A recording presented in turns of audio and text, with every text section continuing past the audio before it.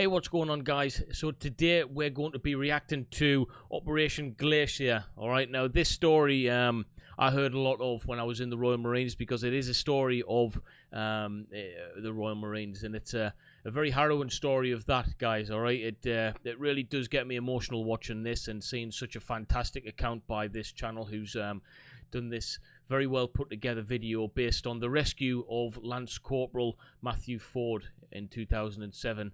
And yeah, it's I don't want to say too much on it just yet. I want you guys to watch it and see for yourselves, guys. It's if you haven't heard this story before, where this Marine gets rescued, it's honestly, it's phenomenal. It's one of the greatest military stories I've ever heard.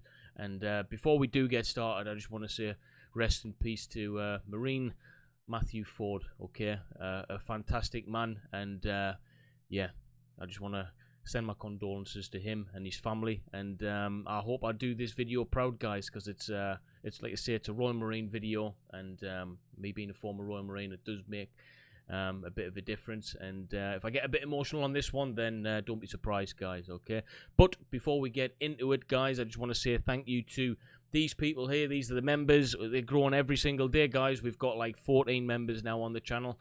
And I just want to say thank you to each and every one of you who's subscribed to Tier 1, Tier 2, or Tier 3. You really are supporting the channel, guys. That being said, if you want to become a member, the link will be in the description of this video, and I'll pop it in the chat as well.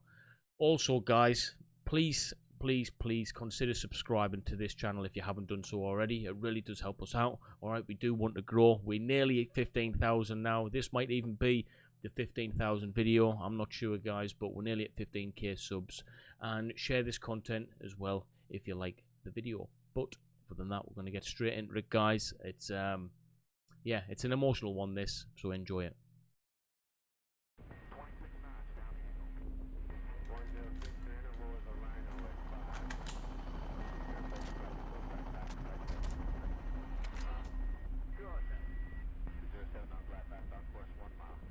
And this channel, Liveth Forevermore, has some fantastic content on, guys, and I'm definitely going to be dropping them a subscribe. In mid-2002, a year after the start of the US-led invasion of Afghanistan, Operation Herrick commenced, which was to be the operational code name under which all British military operations in Afghanistan were to be conducted. 4 years later, in January of 2006, British Defence Secretary John Reid announced that a British task group would be deployed to Helmand Province as part of the expansion of the NATO mission in Afghanistan, with the 16th Air Assault Brigade, who arrived in the country in April of that year, leading the first troop rotation. The 16th remained in theatre until October 2006, when it was replaced by the 3rd Commander Brigade, which had as its principal infantry units the Royal Marines of 4-2 and 4-5 Commandos, reinforced by the Scimitar Light Tanks of Sea Squadron, the Light Dragoons, in addition to supporting artillery, engineer, medical and logistical assets. 2 months into its deployment in December of 2006, the 3rd Commander Brigade launched the first of 5 offensives aimed at maintaining pressure on the Taliban over the winter months, which were to be collectively known as Operation Glacier. These guys as well, from serving in the military and hearing stories about their experiences and stuff, the Royal Marines at the time were out on the ground, and they were literally clearing compounds in amongst all of the action. These guys were out, and they were fierce on the ground, guys, alright, which obviously led to a lot of casualties along the way because of their heroic actions, okay? The planning for the second such offensive, known as Glacier 2, began on the 10th of January 2007, with the target being the Taliban-held position known as Jugroom Fort, which was being used as a staging area from which the Taliban launched attacks against both British and NATO forces. Preceded by an aerial and artillery bombardment, the plan called for 100 Royal Marines of Zulu Company 4-5 Commando to conduct an assault crossing over the River Helmand and a small canal using Viking armoured vehicles, whilst the Scimitar tanks of the Light Dragoons laid down suppressing fire. Once across the waterways, the Marines were then to disembark from the Vikings, storm into the fort, destroy any Taliban infrastructure in the area, before disengaging and returning to their forward operating base. So, in a nutshell, guys, real war fighting, you know, none of this messing about stuff. They were in, they had a task, and they were fighting, guys, alright, simple as that. Unfortunately, 3rd Commander Brigade had insufficient troops available in the theatre to hold the fort if it was taken, and as such, Operation Glacier 2 was restricted to a large-scale raid. Which is what Royal Marines initially, that's our whole kind of design set, alright? We were invented for that, small raids, okay? Commando raids.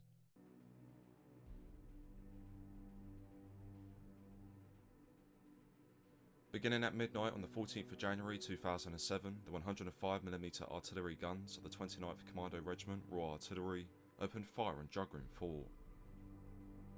Then, as 0300 on the 15th, a US B-1 Lancer heavy bomber flew overhead and dropped 20 2,000-pound bombs onto the target area, with one creating a breach in the fort's outer perimeter wall. The conclusion of the preliminary bombardment was meant to act as the green light for Zulu Company to move off from their start line, but delays meant it would not be until 0630 as daylight began to break that the grand assault got underway. Mounting up onto their Vikings, the Royal Marines began their attack, crossing first the River Helmand and later the canal, before disembarking from their vehicles on the open ground to the south of the fort.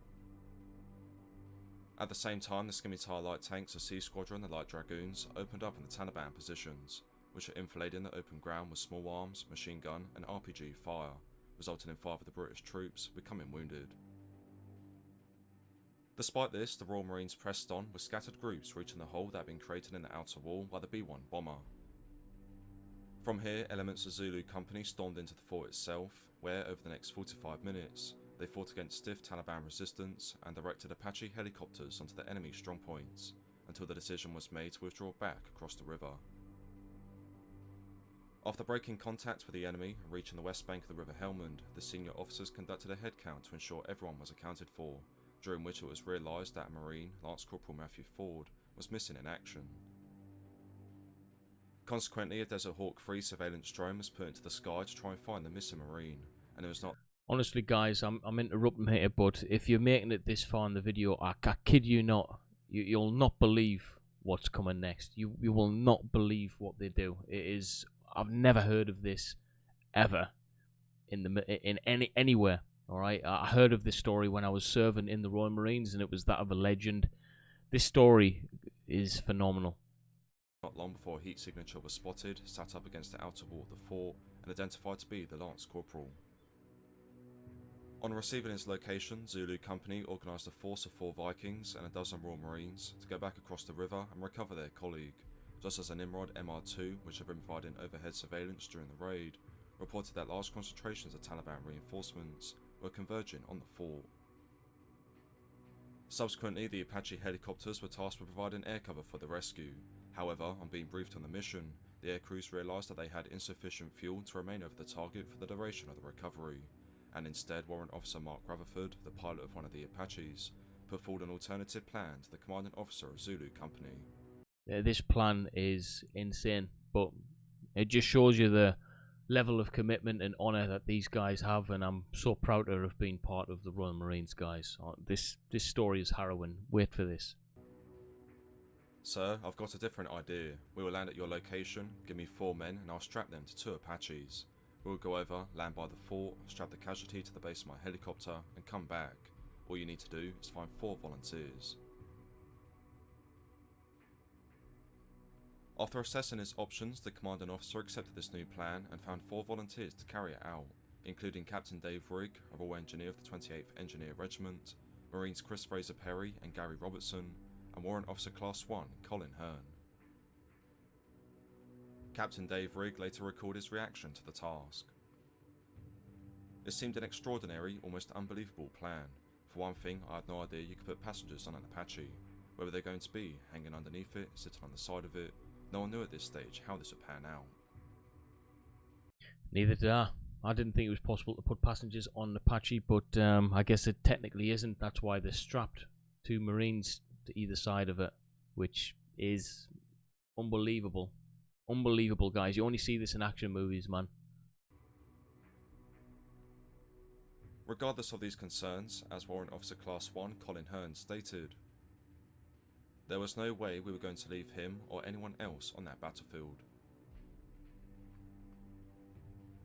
With the 4 volunteers briefed on their task, they grabbed their equipment, made their way over to the 2 Apaches, climbed on board and took off for Juggling Fort, with an armed escort provided by a further 2 Apaches and 2 US A-10 Thunderbolt aircraft, whilst a US B-1 bomber carried out a second bomb run to suppress any Taliban resistance. Absolutely incredible, man.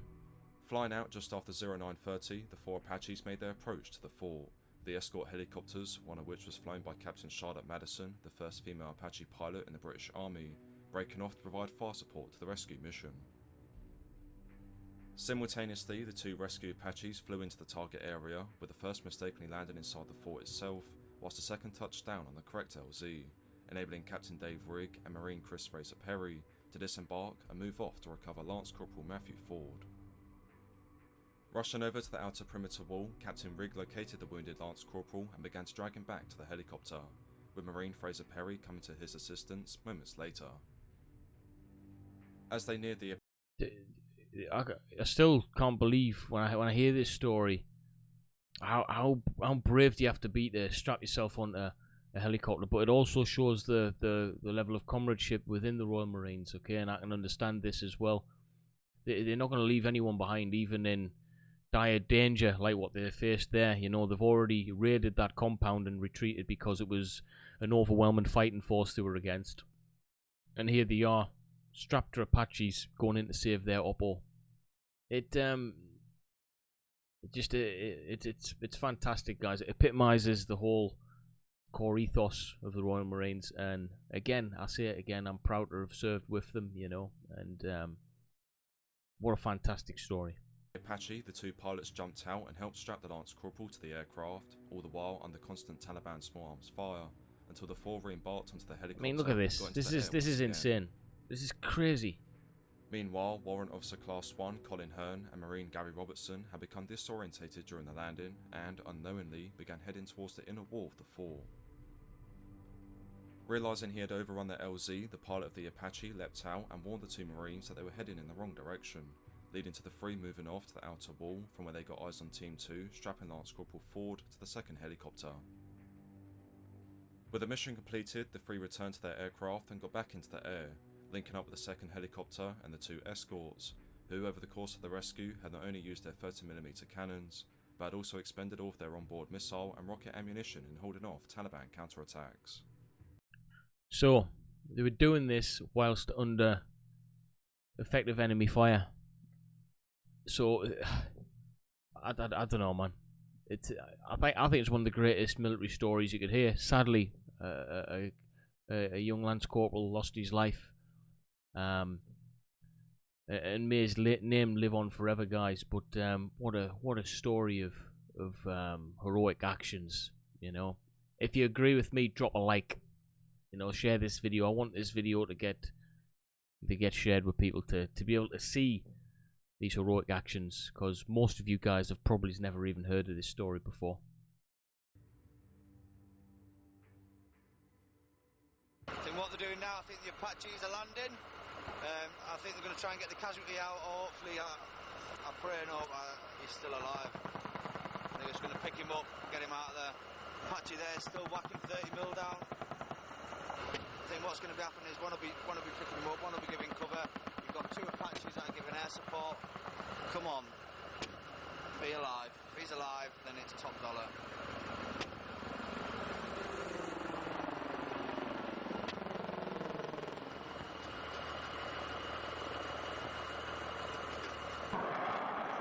Wow. Okay, Apaches are off the deck. You see a big dust cloud forming now. So I should imagine that's them lifting off. Let's hope they've got the young lad.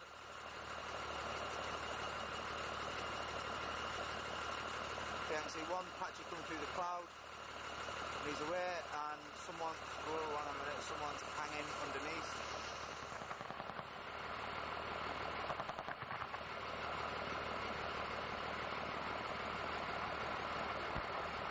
It doesn't look good. It doesn't look good.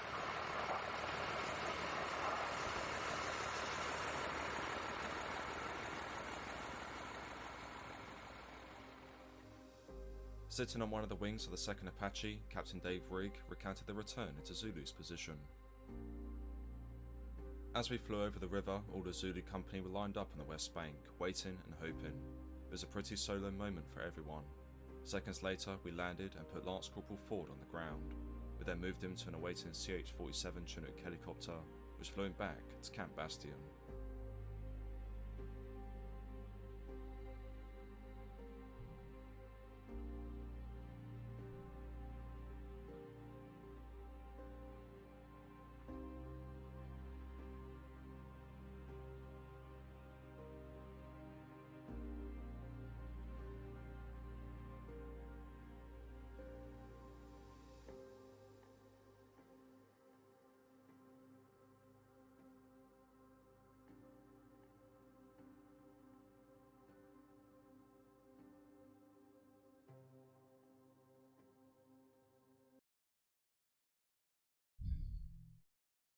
Hey guys, I just want to leave it on this note.